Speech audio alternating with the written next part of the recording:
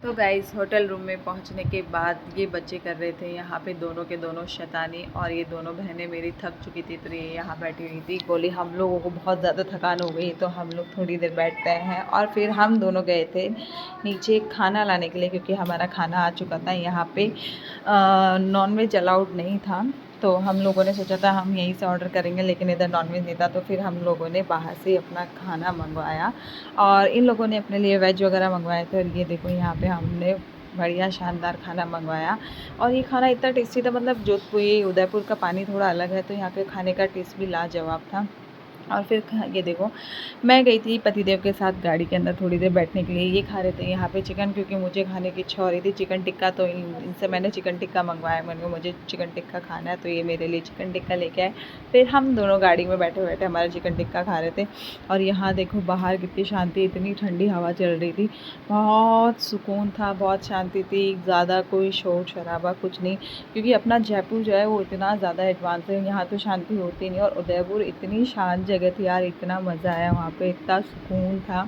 मतलब मेरा तो मन ऐसे कर रहा था क्यों ना उदयपुर में ही घर ले लिया जाए, बहुत शांति थी। फिर हम दोनों ने टिक्का वगैरह खाने के बाद आ गए थे हम लोग ऊपर लिफ्ट के अंदर, और सोचे चलो अब थोड़ी देर रेस्ट करते हैं, थक चुके थे, पूरी बैटरी डाउन हो चुकी थी यार। सुबह से हम लोग सफ़र के लिए निकले थे, इतना सारा काम बच्चों के साथ में, तो बस थकान हो गई थी। और फिर थी अगले दिन की सुबह, हम लोग उठ चुके थे और हम रेडी हो रहे थे। कहाँ जा रहे थे इसके लिए आपको बने रहना है मेरे मिनी ब्लॉग के साथ। मैंने आपसे फिर से कहा अगर आपको मेरा पूरा ब्लॉग देखना है तो आपको मेरे मिनी ब्लॉग के साथ बने रहना पड़ेगा। फिर हमने यहाँ से कर दिया था चेकआउट। पतिदेव ने सारे जो भी फॉर्मेलिटीज़ थी वो पूरी करी, और यहाँ पे मैं अपना लुक दिखा रही थी। कैसी लग रही हूँ कमेंट करके ज़रूर बताना। मैंने सोचा यार जब इतने सुंदर शहर जा रहे हैं तो बाकी ड्रेसें तो पहनते हैं, तो क्यों ना आज साड़ी पहनी जाए। तो बस मैं साड़ी लेके गई थी अपने साथ में, और मैंने साड़ी वेयर करी। बहुत टाइम हो गया था कि कहीं ऐसी जगह मैंने पहनी नहीं थी, तो सिर्फ एक तो मैंने सोचा चलो आज यही पहन के निकलते हैं। और क्योंकि इतनी ड्रेस लेके गए थे समझ भी नहीं आ रहा क्या पहने क्या नहीं पहने। तो मुझे तो पतिदेव ने बोला तुम साड़ी पहनो, अच्छी लगोगी, इसी को पहन के चलना। और ये था हमारा होटल। हमने इसको घर बैठे बैठे इन्होंने होटल की बुकिंग की, हम लोगों ने देखा नहीं था कि यहाँ पे नॉनवेज वगैरह अलाउड नहीं है। बाद में हमें फ़ील हुआ कि हम वहाँ जाके अगर अच्छा होटल देखते तो ठीक रहता, वहाँ सारी चीज़ें अलाउड होती हैं। पर कोई नहीं, जो भी था जैसा था अच्छा था। फिर हम लोग निकल चुके थे यहाँ अपने आगे के सफ़र के लिए। और सबसे पहला काम ने तो यहाँ पे सीएनजी मिलना इतना मुश्किल हो रहा था। वैसे ही उदयपुर में तो हर जगह मिल रही थी, लेकिन हम उदयपुर के जब रास्तों में आ रहे थे तो यार हमें बहुत दूर दूर तक सीएनजी के पंप दिख ही नहीं रहे थे। हम इतना ज़्यादा घूम रहे थे, दोबारा बैक ले रहे थे।